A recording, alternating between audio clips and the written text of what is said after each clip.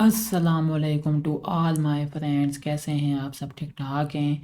आज की वीडियो का टॉपिक जो है MGT 503 का पढ़ना है हमने लेसन नंबर 14। ठीक है, इससे पहले सारे लेसन जो है मैं अपलोड कर चुका हूँ चैनल पे।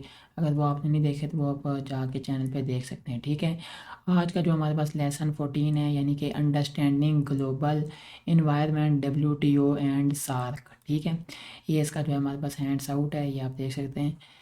और ये जो है यहाँ से चलता आ रहा है, यहाँ तक जो है ये 14 लेक्चर है। हम जाएंगे अपनी फ़ाइल पे और यहाँ से हम अपना कॉन्सेप्ट सीखेंगे कि इस लेक्चर 14 में क्या जो है इसका कॉन्सेप्ट है। ठीक है, सिंपल एक्सप्लेनेशन, ग्लोबल इन्वायरमेंट समझना। ठीक है, आजकल दुनिया एक दूसरे से जुड़ी हुई है, बिजनेस, ट्रेड और कम्युनिकेशन के ज़रिए। ठीक है, मैनेजर्स को अब सिर्फ अपने मुल्क में नहीं बल्कि पूरी दुनिया में सोचना पड़ता है। इसको ग्लोबल इन्वायरमेंट कहते हैं। ठीक है, मैनेजर को अब सिर्फ अपने मुल्क में नहीं बल्कि पूरी दुनिया में जो है वो सोचना पड़ता है। इसे ग्लोबल इन्वायरमेंट कहते हैं। दो मेन चीज़ें ग्लोबल इन्वायरमेंट में इम्पॉर्टेंट हैं। ठीक है, कौन कौन सी? फर्स्ट हमारे पास है रीजनल ट्रेडिंग एलियंस, यानी कि अलग अलग कंट्रीज़ मिलकर ट्रेड का ग्रुप बनाती हैं। ठीक है, नेक्स्ट क्या है? WTO यानी कि वर्ल्ड ट्रेड ऑर्गेनाइजेशन WTO, जो पूरी दुनिया में ट्रेड रूल्स बनाता और देखभाल करता है, उसका नाम क्या है? WTO। जी, नेक्स्ट हमारे पास क्या है? रीजनल ट्रेडिंग एलियंस, ट्रेड के ग्रुप्स। ठीक है, फर्स्ट है हमारे पास यूरोपियन यूनियन यानी कि EU। ये 1992 में बना था ताकि यूरोप के मुल्क एक दूसरे के साथ फ्री ट्रेड कर सकें। ठीक है, कब बना था? 1992 में। इसका मेन मकसद था यूनाइटेड स्टेट्स और जापान जैसे इंडस्ट्रियल पावर्स का मुकाबला करना। ठीक है, 1999 में इन्होंने यूरो नाम की कॉमन करेंसी स्टार्ट की। ठीक है, शुरू में 12 कंट्रीज़ थी, फिर 25 तक बढ़ गई, यानी कि स्टार्टिंग में जो है 12 कंट्रीज़ थी। ठीक है, फिर उसके बाद 25 तक बढ़ गई, जैसे Germany, France, Italy, UK, Spain, ETC। ठीक है, सेकंड हमारे पास है नाफ्टा यानी कि north American free trade agreement. ये मेक्सिको, कनाडा और USA के दरमियान एग्रीमेंट था। 1 जनवरी 1994 से स्टार्ट हुआ। ठीक है, ये इसकी जो है डेट लिखी हुई है। इसका मकसद था ट्रेड बैरियर्स यानी कि टैक्स, कस्टम्स, लाइसेंस वगैरह ख़त्म करना ताकि तीनों मुल्कों की इकॉनमी मजबूत हो। ठीक है, इसके सपोर्टर्स भी थे और क्रिटिक्स भी। कुछ लोग समझते थे जॉब्स कम हो जाएंगी। ठीक है, फिर आगे हम चलते हैं थर्ड पे। थर्ड हमारे पास क्या है? एशियन यानी कि association of South East Asian Nations. ये 10 एशियन कंट्रीज़ का ट्रेडिंग ग्रुप है, यानी जिसमें क्या है? Brunei, Indonesia, Malaysia, Thailand, ETC। Asia का ये रीजन फ्यूचर में सबसे तेज़ी से ग्रो करने वाला इकोनॉमिक एरिया माना जाता है। ठीक है, 1997 में हांगकांग वापस चाइना के कंट्रोल में गया, एक हिस्टोरिकल इवेंट। ठीक है जी, नेक्स्ट यहाँ पे हमारे पास आता है सार्क यानी कि SAARC, south Asian association for regional cooperation. ये साउथ एशिया के कंट्रीज़ का ग्रुप है, यानी जिसमें पाकिस्तान, इंडिया, बांग्लादेश, नेपाल, श्रीलंका, भूटान, मालदीव्स और बाद में अफ़गानिस्तान 2005 में ज्वाइन किया। ठीक है, 8 दिसंबर 1985 में बना था। ठीक है, यानी ये सार्क। इसका मकसद है फ्रेंडशिप और कोऑपरेशन के ज़रिए साउथ एशिया के लोगों का डेवलपमेंट। ठीक है, नेक्स्ट हमारा आता है वर्ल्ड ट्रेड ऑर्गेनाइजेशन यानी कि WTO। ये एक इंटरनेशनल ऑर्गेनाइजेशन है जिसमें 100+ कंट्रीज़ मेंबर हैं। इसका काम है वर्ल्ड ट्रेड रूल्स बनाना और उन पर अमल करवाना।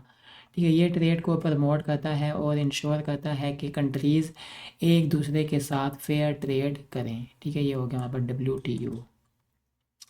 नेक्स्ट है ग्लोबल इकोनॉमी के अपॉर्चुनिटीज़ और चैलेंजेस। अपॉर्चुनिटीज़ कौन कौन सी हैं? कंपनीज़ पूरी दुनिया में अपना बिजनेस एक्सपेंड कर सकती हैं। ठीक है, न्यू मार्केट्स और कस्टमर्स मिलते हैं, यानी कि न्यू मार्केट्स और कस्टमर्स इस चीज़ से मिलते हैं।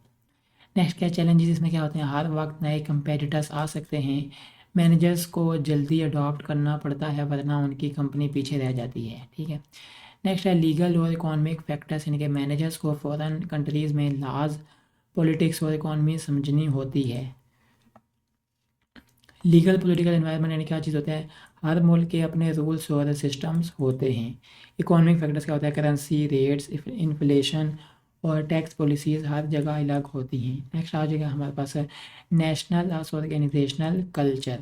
नेशनल कल्चर क्या होता है, पूरे मुल्क के लोगों की सोच और बिहेवियर। और ऑर्गेनाइजेशनल कल्चर क्या होता है, एक कंपनी के अंदर का एनवायरनमेंट और वैल्यूज़। नेशनल कल्चर एम्प्लॉयज़ पर ज़्यादा असर करती है। ठीक है, नेक्स्ट हमारे पास आ गया NL hostess for cultural dimension, यानी कि इंडिविजुअलिज्म अस कोलेक्टिज्म। लोग अपने लिए काम करते हैं या ग्रुप के लिए। पावर डिस्टेंस, सोसाइटी में पावर बराबर बनी हुई है या अनईक्वल। ठीक है, अनसर्टेनिटी अवॉइडेंस, यानी कि लोग नए और अनसर्टन सिचुएशंस को टॉलरेट करते हैं या नहीं। Quantity as quality of life, यानी कि लोग पैसा और मटेरियल चीज़ों को ज़्यादा इंपॉर्टेंस देते हैं या रिलेशनशिप्स और वेलफेयर को। मैनेजर्स के लिए फ़ायदा, यानी कि इन 4 डायमेंशन को समझकर मैनेजर्स डिफरेंट कंट्रीज़ के लोगों के बिहेवियर और कल्चर को बेहतर समझ सकते हैं और इफ़ेक्टिवली मैनेज कर सकते हैं। ठीक है, यहाँ से आगे हमारे पास MCQs हैं। फर्स्ट है, what is the main purpose of regional trading alliances, यानी कि to promote free trade and economic cooperation among member countries. When was, यानी EU कब बनी, फरवरी 1992 में। मेन रीज़न क्या था इसको बनाने का, EU को, to compete with the industrial strength of the United States and Japan. Common currency use by the European Union तो द यूरो।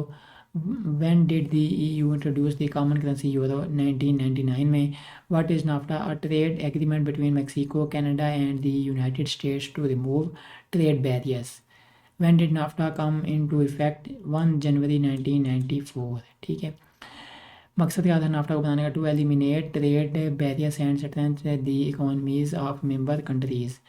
कौन से कंट्रीज जो है मेंबर थे नाफ्टा के, यानी कि Mexico, Canada and the United States. ASEAN's क्या बता है, association of South East Asian nations. Next क्या, how many countries are members of ASEAN, यानी कि 10 ASEAN countries. When did Hong Kong return from British to Chinese rule, 1 July 1997।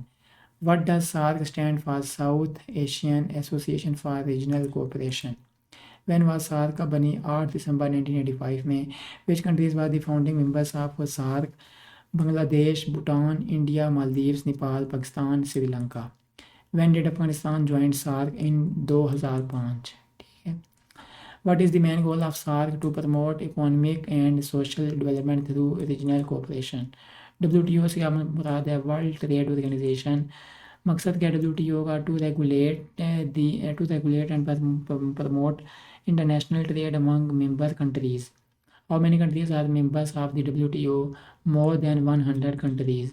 What are the main opportunities created by globalization, business expansion and access to international markets।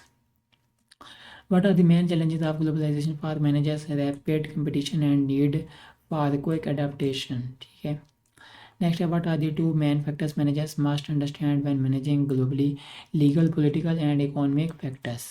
What are examples of economic factors in global management, exchange rates, inflation and tax policies। For cultural dimension of national culture, Gate hosted।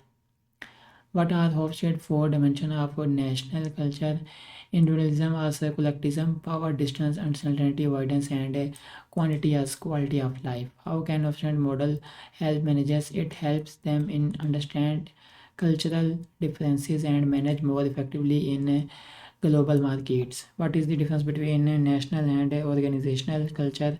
National culture affects all people in a country while organizational culture exists within a company। ठीक है, तो ये जो हमारे पास MGT 503 का lesson number 14 था। उम्मीद है ये आपको अच्छा लगा होगा। अच्छा लगा हो तो लाजमी वीडियो को लाइक भी करें, चैनल पर नहीं हो तो लाजमी सब्सक्राइब कर दें। इंशाल्लाह नेक्स्ट वीडियो में आपसे मिलेंगे। अस्सलाम वालेकुम रहमतुल्लाहि व बरकातुहू।